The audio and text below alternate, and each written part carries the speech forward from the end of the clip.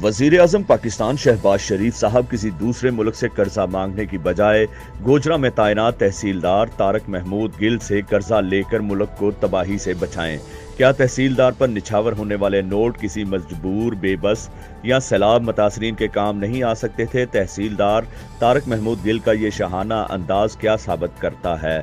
क्या तहसीलदार ऑफिस गोजरा में रजिस्ट्रियों के लिए आने वाले साइलिन से ली जाने वाली मुबैना रिश्वत की रकम ऐसे अयाशियों पर उड़ाई जाएगी? मुल्क में महंगाई की सब हदें टूट चुकी हैं, लेकिन तहसीलदार तारक महमूद गिल अयाशियां करने में मसरूफ है। यही वजह है कि तहसीलदार तारक महमूद गिल ने अपनी मर्जी का रजिस्ट्री मुहर्रर लगा रखा है, जो उसकी तिजोरियां भरने के साथ साथ मुख्तलिफ प्रोग्रामों में उस पर नए नोट भी निछावर करता है। गोजरा में मुबैना करप्ट तहसीलदार तारक महमूद गिल शाहाना अंदाज में अपने ऊपर नोट निछावर करवाते हुए फखरिया अंदाज में खड़ा खुश हो रहा है। तहसीलदार को क्या फर्क पड़ेगा, लोग सैलाब से डूब मरे या महंगाई से खुदकुशियां करें?